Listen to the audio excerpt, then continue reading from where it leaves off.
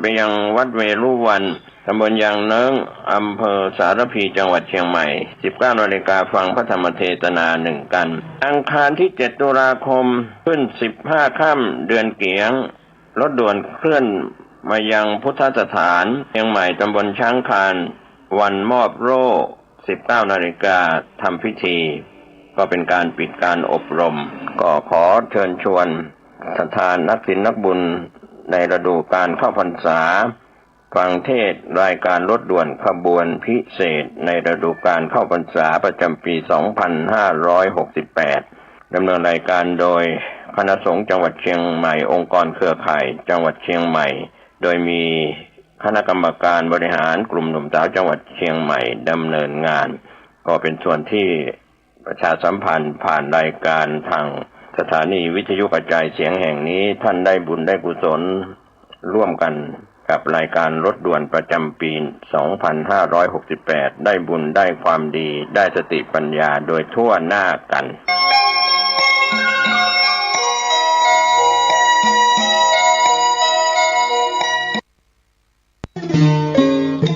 ข่าวสารเพื่อการประชาสัมพันธ์ขอเชิญชวนผู้ใจบุญใจกุศล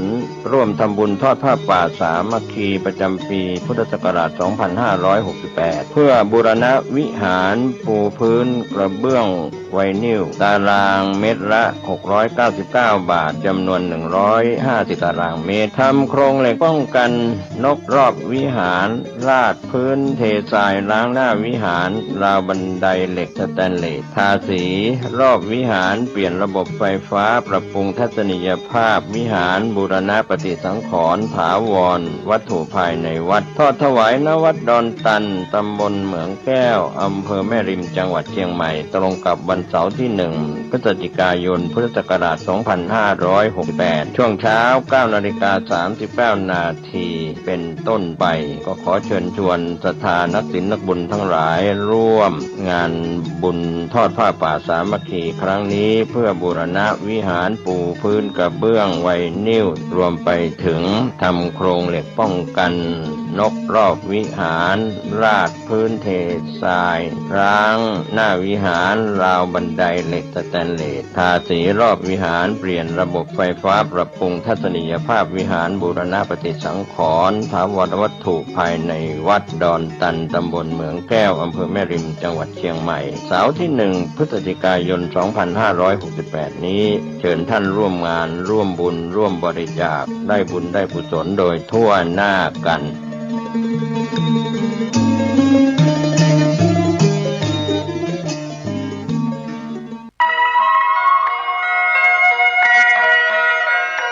ขอเชิญพี่น้องชาวพุทธร่วมเป็นเจ้าภาพสร้างห้องสุขาห้องอาบน้ำเพื่ออำนวยความสะดวกแก่คณะศรัทธาสาธุชนที่จะเข้าปฏิบัติธรรมกรรมฐานณวัดบ้านเราพระเจ้าตาเขียวพื้นที่126ตารางเมตรจำนวน23ห้องประกอบด้วยห้องน้ำหญิง8ห้องห้องอาบน้ำ4ห้องห้องสำหรับผู้พิการ1ห้องห้องน้ำชายแบ่งเป็นห้องสุขา5ห้องโถปัสสาวะ3โถห้องอาบน้ำ4ห้องและห้องสำหรับผู้พิการอีก1ห้องท่านผู้ใจบุญใจกุศลร่วมสร้างห้องน้ำห้องขาตารางเมตรละ 10,000 บาทหรือตามกำลังเจตนาศรัทธาติดต่อร่วมทำบุญได้ที่ธนาคารกรุงไทยสาขาป่าซางเลขที่บัญชี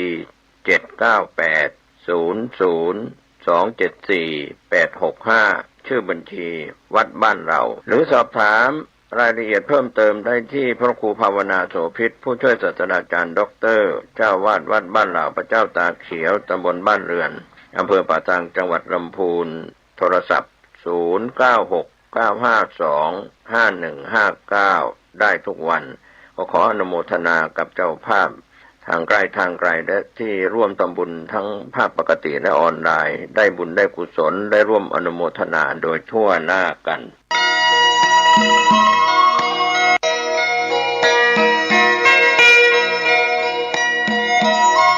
ข ข่าวสารงานบุญงานกุศลขอเชิญร่วมทำบุญสร้างวิหารและพิพิธภัณฑ์ครูบาปิ่นชัยณวัดบ้านกลางตำบลรีอำเภอรีจังหวัดลำพูนท่านที่มีกุศลเจตนาศรัทธาร่วมทำบุญได้ที่พระครูอินทวุฒิคุณเจ้าคณะอำเภอรีเจ้าอาวาสวัดบ้านกลางหรือโอนเงินผ่านบัญชีวัดบ้านกลางธนาคารกรุงไทยสาขาลีบัญชีเลขที่672857859ติดต่อสอบถามรายละเอียดเพิ่มเติมได้ที่0811113457ก็เป็นงานบุญงานกุศลขอเชิญท่านร่วมทำบุญสร้างวิหารและพิพิธภัณฑ์ครูบาปิ่นชัยณวัดบ้านกลางตำบลลีอำเภอลีจังหวัดลำพูนได้บุญได้กุศลได้บารมีสร้างความดีโดยทั่วหน้ากันสวัสดีครับท่านผู้ฟังที่เคารพวันนี้ผมเกษตรเพชรสำริดวิทยากรก็จะได้นำสารธรรมแบ่งปันความคิดดีๆเรื่องของสัจธรรมคำสอนของพระโพธิสัตว์พระศรีอริยเมตไตรซึ่งหนังสือเล่มนี้เราได้รับจากคุณลุงประพันธ์ศิรารัตน์ได้พิมพ์แจกเป็นวิทยาทานธรรมทานมาสู่ท่านผู้ฟังให้ได้รับรู้รับทราบครับก็ถือว่าเป็นการนำพิมพ์แจกจ่ายกันไปแบ่งปันความคิดความรู้ที่เราควรจะใช้วิจารณญาณในการรับข้อมูลข่าวสารในการศึกษารู้ไว้ใช่ว่าใส่บ่าแบกหามครับถือว่าสิ่งใดที่เป็นคุณงามความดีเราสร้างแล้วเราทำแล้วก็จะเป็นผลเป็นความสุขความเจริญ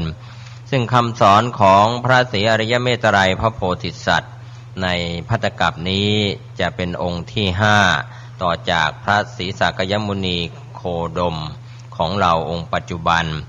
ก็มีคำสอนที่เตือนมนุษย์ไว้บอกกล่าวพวกเราไว้อย่ากินทิ้งกินขว้างครับข้าวปลาอาหารครับถือว่าเป็นสิ่งที่เรากินทิ้งกินขว้างก็จะลำบากของกินของใช้ครับเรื่องนี้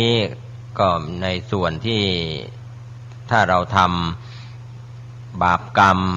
สิ่งมีชีวิตทั้งหลายที่เกิดขึ้นก็เป็นคำสอนของผู้มีบุญคือพระโพธิสัตว์พระศรีอริยเมตไตรท่านก็ได้พร่ำสอนว่าผู้ฆ่าสัตว์ตัดชีวิตมากโดยไม่มีเหตุอันควรผลกรรมก็จะกลับมาตามสนองบุญกับบาปไม่มีรูปร่างตัวตนแม้ร่องรอยก็มองไม่เห็นถึงแม้จะใช้จมูกดมก็ปราศจากกลิ่นมองดูท้องฟ้าเห็นแต่ความว่างเปล่า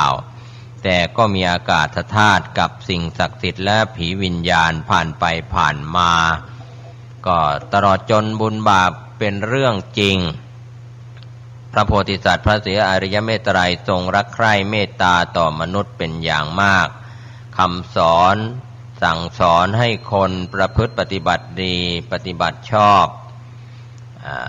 พร้อมทั้งให้มีคุณธรรมประจำใจมีความเมตตากรุณาถือว่าพระองค์ทรงรักใคร่เมตตาต่อปวงชนก็ถือว่าเป็นการโปรดสัตว์ไม่มีการแบ่งแยกดังนั้นมนุษยชาติทั้งหลายทั้งปวงที่อาศัยอยู่ในโลกใบนี้ก่อนอื่นจะต้องระวังรักษาความสงบเสงี่ยมเจียมตัวเอาไว้ให้ดีที่สุดแม้ว่าไม่ประกอบอาชีพโดยถูกต้องชอบธรรมแล้วสักวันหนึ่งก็ต้องพบกับความหายนะที่รออยู่ข้างหน้าเป็นแน่แท้เที่ยวซ่องโสเภณีทั้งเล่นการพนันขันต่อเป็นการทำลายตัวเองให้ต่ำทรามเนื่องจากทรัพย์สินเงินทองของแต่ละคนที่เกิดมาในชาติหนึ่งนั้นก็มีผลของกรรมที่กำหนดไว้มีจำนวนเพียงจำกัดการที่เราไปใช้จ่ายที่มีผลไม่ดีก็จะเกิดโทษตามมาต่อจากนั้นเราก็จะเป็นคนไม่มีเงินทองอันดับแรกของครอบครัวนอกจากนี้ก็จะให้มีความขยันหมั่นเพียรต่อการประกอบสัมมาอาชีพ มีการประหยัดมัธยัสถ์ยังเป็นคุณงามความดีที่ไม่อาจจะประมาณคุณค่าได้แต่ถ้าหวังรวยด้วยการเล่นการพนันจะทุกข์เข็ญทั้งถิ่นฐานบ้านช่องมีอันเป็นต้องสิ้นเนื้อประดาตัวเมื่อสำนึกได้ก็ให้ตั้งใจฟังศึกษาคำสั่งสอนนี้ทุกๆวันแล้วก็รีบกลับใจแก้ไขทำตัวเสียใหม่ครอบครัวภรรยาสามีบุตรก็จะได้อยู่รวมกันอย่างเป็นสุขเกษมสำราญเบิกบานใจคนทุกคนมีความผิดก็จริงอยู่ผู้รู้ต้องแก้ไขที่ใจตัวเองก่อนแล้วนำความผิดพลาดประสบการณ์ของตนทั้งหมดที่แล้วมาให้การอบรมสั่งสอนบุตรหลานต่อไปตามระเบียบคำสอนก็จะสอนให้คนยึดคุณธรรมเป็นหลักการดำรงชีวิตของคนต้องใช้ความนึกคิดจิตใจสติปัญญาที่ไตร่ตรองในกิจการนั้นๆให้ท่องแท้รอบคอบเสียก่อนแล้วแม้จะทำการสิ่งใดย่อมสำเร็จได้ฉะนั้นความหวังความปรารถนาดีการใช้ความนึกการคิดจิตใจสติปัญญาใคร่ครวญไตร่ตรองต่อการที่จะกระทำการใดๆก็ย่อมจะเป็นหลักเป็นพื้นฐานโดยชอบของความเป็นมนุษย์ต้องเริ่มต้นจากการเป็นผู้มีใจกตัญญูรู้คุณเพราะการรู้คุณนั้นเป็นหลักธรรมะของคนและก็ชาวสวรรค์หากเป็นผู้ที่ไม่มีความกตัญญูรู้คุณคนแล้วแม้จะทำการสิ่งใดก็ตามก็ยากที่จะสำเร็จได้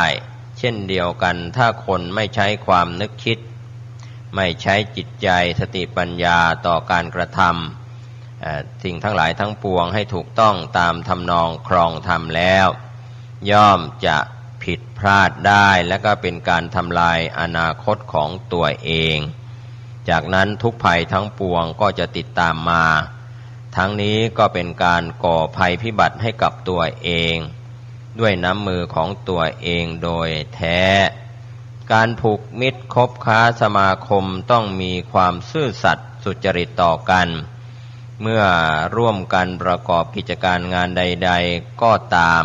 อย่าได้เห็นแก่ตัวอย่าได้เห็นแก่ได้ผลประโยชน์ส่วนตนเป็นใหญ่ฝ่ายเดียวคนที่โลภมากมักใหญ่ฝ่ายสูงโดยไม่ประมาณตนจะนำความผิดพลาด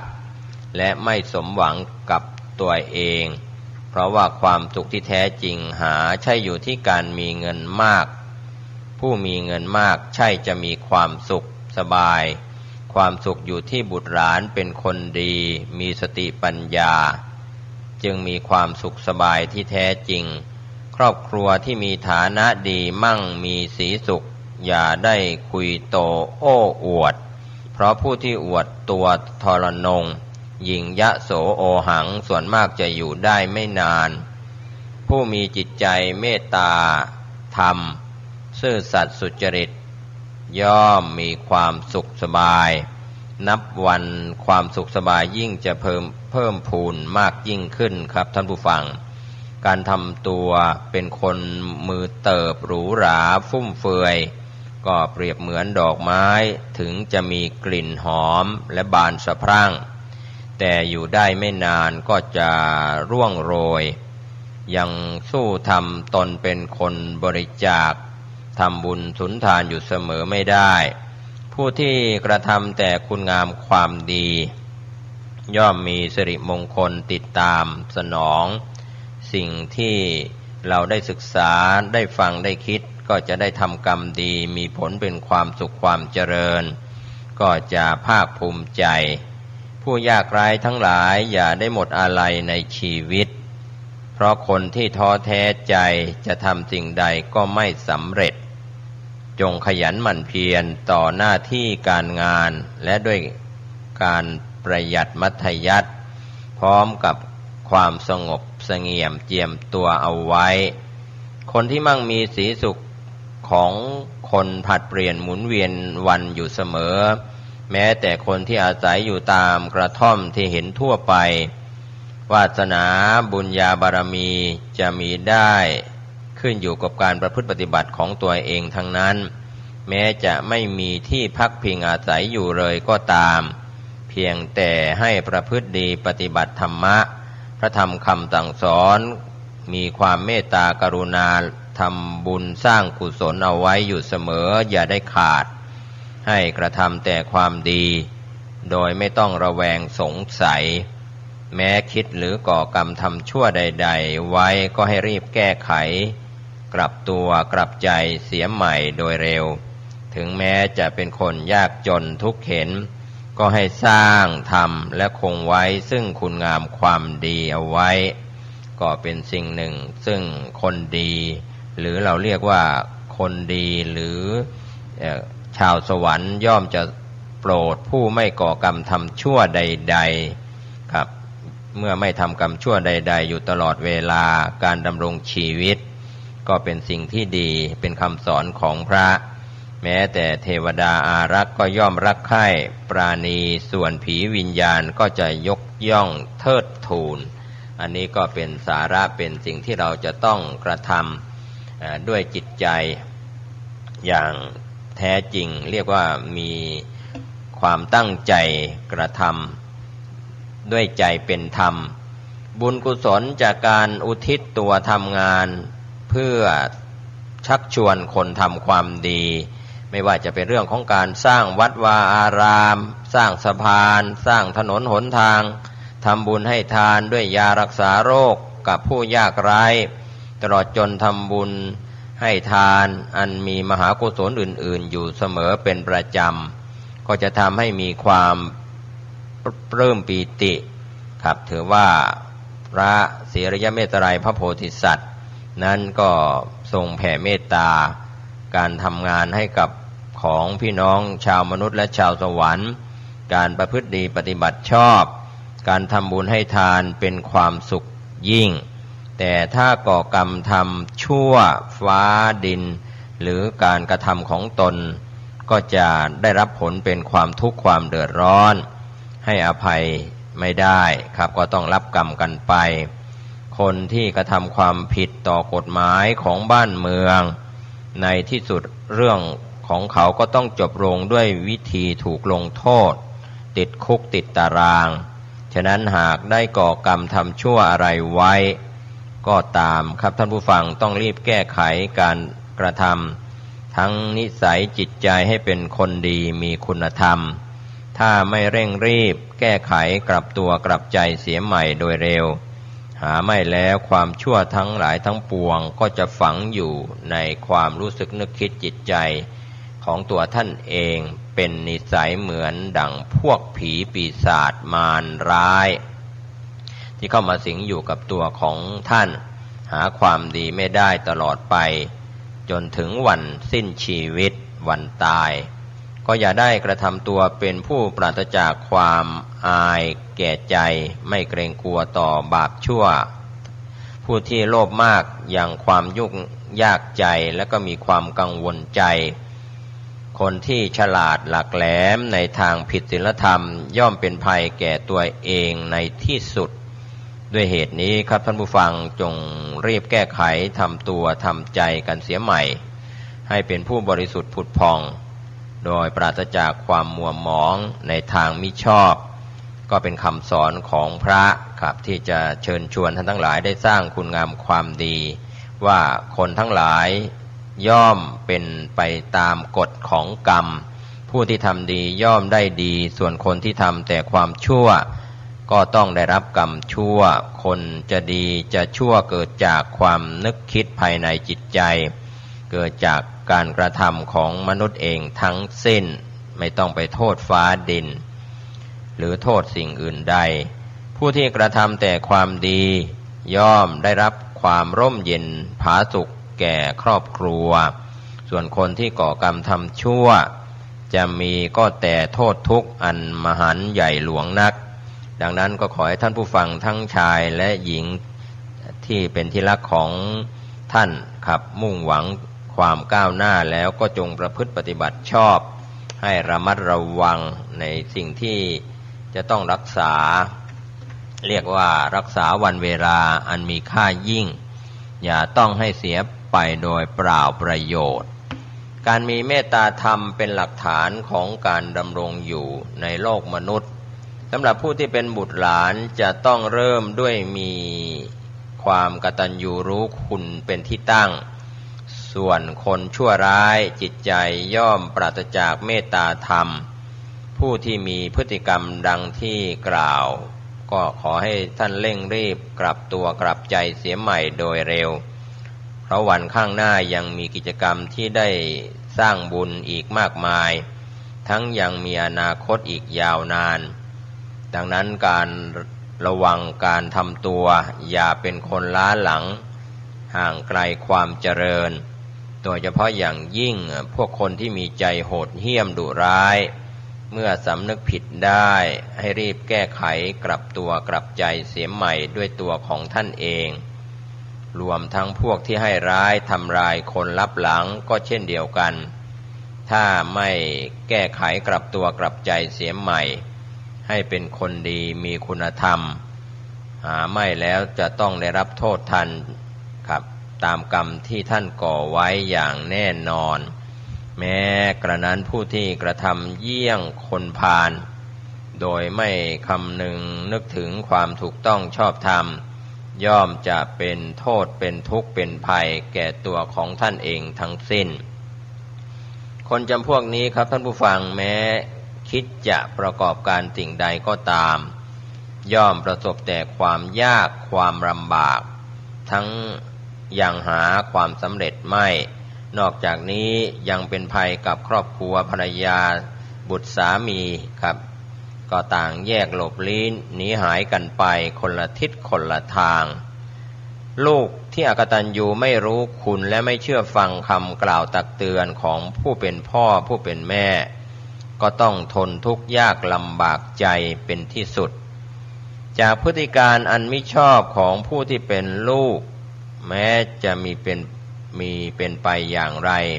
กงกรรมกงเกวียนหมุนเวียนเหมือนวัฏจักรของสิ่งที่จะต้องรับกล่าวคือผู้ที่เป็นลูกอกตัญญูก็จะต้องรับกรรมเป็นบาปหนายิ่งอีกทั้งโทษทุกข์ในชาติปัจจุบันเป็นทวีคูณไปตลอดชีวิตฉะนั้นถ้าผู้ใดรู้สำนึกผิดก็ให้รีบกลับตัวกลับใจทำตัวเป็นคนดีเสียใหม่โดยเร็วที่สุดก็ให้มีความประพฤติดีปฏิบัติชอบศึกษาฟังหรือปฏิบัติตามคำสอนของนักปราชญ์ราชบัณฑิตภาวนาสั่งสมบุญกุศลเอาไว้ตั้งแต่บัดนี้เป็นต้นไปอย่าได้ขาดการกระทำความดีความชั่วก็จงอย่ากระทำอันนี้ก็เป็นส่วนที่เราได้รับผลติดตามสนองกรรมดีก็จะได้รับผลดีกรรมชั่วก็จะได้รับผลชั่วจะช้าจะเร็วเท่านั้นเองคนที่ทำดีก็จะมีความดีคุ้มครองและประทานความเป็นสิริมงคลส่วนคนที่ทำชั่วก็ต้องถูกลงโทษเป็นการถูกลงโทษด้วยกรรมของตนเองนั้นตามสนองเรื่องของการทำความดีและก่อกรรมชั่วจงจำใส่ใจให้ระลึกไว้อยู่เสมออยู่ตลอดเวลาของการดำรงชีวิตระเบียบในส่วนที่เราจะนำคำสอนที่ดีของนักปราชญ์ราชบัณฑิตที่ถูกต้องตรงตามหลักคำสอนของพระครับถือว่าเป็นคัมภีร์คำสอนที่ดีเป็นคัมภีร์คำสอนที่ศักดิ์สิทธิ์ครับในส่วนที่เราจะศึกษาเก็บรักษาไว้ในที่สูงให้ผู้มีจิตใจศรัทธาสละทุนทรัพย์ได้มีการพิมพ์พระคัมภีร์พิมพ์หลักคำสอนแจกเป็นธรรมทานเพื่อเป็นการสืบทอดก็จงเทิดทูนแล้วก็รักษาไว้ตลอดไปนานเท่านานครับท่านผู้ฟังในการที่เราจะนำคัมภีร์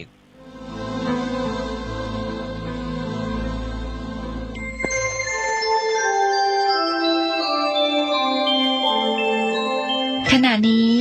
ท่านกำลังฟัง สถานีวิทยุกระจายเสียง FM 104.5 เมกะเฮิรตซ์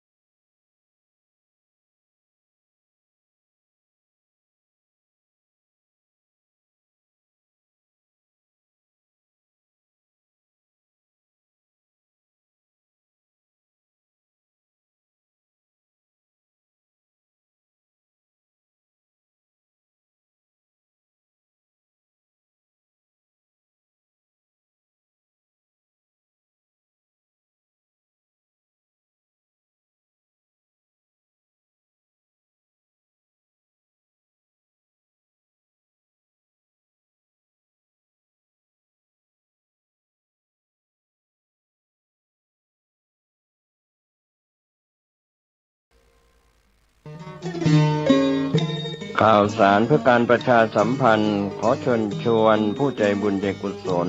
ร่วมทำบุญทอดผ้าป่าสามัคคีประจำปีพุทธศักราช 2568 เพื่อบูรณะวิหารปูพื้นกระเบื้องไวนิลตารางเมตรละ 699 บาทจำนวน 150 ตารางเมตรทำโครงเหล็กป้องกันนกรอบวิหารราดพื้นเททรายล้างหน้าวิหารราวบันไดเหล็กสแตนเลสทาสีรอบวิหารเปลี่ยนระบบไฟฟ้าปรับปรุงทัศนียภาพวิหารบูรณะปฏิสังขรณ์ถาวรวัตถุภายในวัดทอดถวายณวัดดอนตันตำบลเหมืองแก้วอำเภอแม่ริมจังหวัดเชียงใหม่ตรงกับวันเสาร์ที่ 1 พฤศจิกายนพุทธศักราช 2568 ช่วงเช้า 9:39 นาทีเป็นต้นไปก็ขอเชิญชวนศรัทธานักศีลนักบุญทั้งหลายร่วมงานบุญทอดผ้าป่าสามัคคีครั้งนี้เพื่อบูรณะวิหารปูพื้นกระเบื้องไวนิลรวมไปถึงทำโครงเหล็กป้องกันนกรอบวิหารราดพื้นเททรายร้างหน้าวิหารราวบันไดเหล็กสแตนเลสทาสีรอบวิหารเปลี่ยนระบบไฟฟ้าปรับปรุงทัศนียภาพวิหารบูรณะปฏิสังขรณ์ถาวรวัตถุภายในวัดดอนตันตำบลเหมืองแก้วอำเภอแม่ริมจังหวัดเชียงใหม่เสาร์ที่ 1 พฤศจิกายน 2568 นี้เชิญท่านร่วมงานร่วมบุญร่วมบริจาคได้บุญได้กุศลโดยทั่วหน้ากัน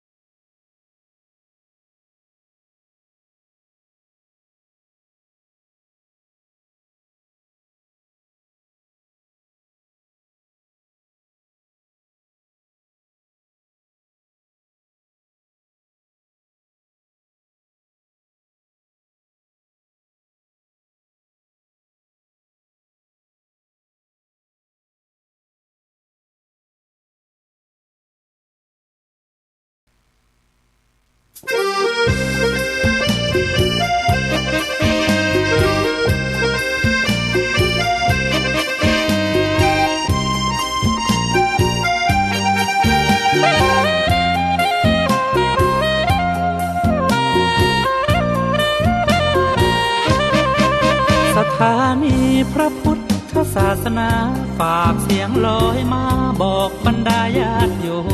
มที่มีใจใช้ธรรมชโลม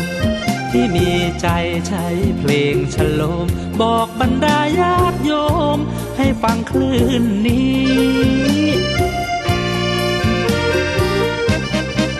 สถานีตั้งไม่ไกลไม่ไกลตั้งอยู่ทั่วเมืองไทยชวนคนไปทำดีเชิญฟังกันทั้งวันดีเจสร้างสรรค์พากันสุขีใครอยากฟังธรรมเชิญทางนี้ใครอยากฟังธรรมเชิญทางนี้หรืออยากฟังเพลงดีๆเปิดคลื่นนี้นะคุณสถานีพระพุทธศาสนาฝากเพลงลอยมาย้ำชาวพุทธสร้างบุญธรรมะจะติดตามตัวคุณธรรมะจะชี้นำใจคุณพิสุสงฆ์ท่านหนุนไว้ให้คุณมาสร้างสถานีที่ล้ำค่าชี้นำธรรมะเพิ่มปัญญาแตกฉานสอบถามธรรมะข้อใดเชิญลองถามไทยเรื่องที่อยากถามมีธรรมสลับกับเพลงเพราะมีธรรมสลับกับเพลงเพราะและดีเจชอละไว้เป็นเพื่อนคุณ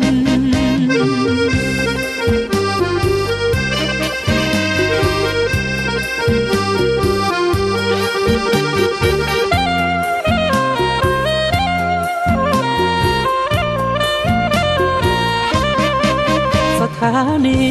ที่ล้ำค่าชี้นำธรรมะเพิ่มปัญญาแตกฉานสอบถามธรรมะข้อใดเชิญลองถามไทยเรื่องที่อยากถามมีธรรมสลับกับเพลงเพราะมีธรรมสลับกับเพลงเพราะและดีเจชอละไว้เป็นเพื่อนคุณ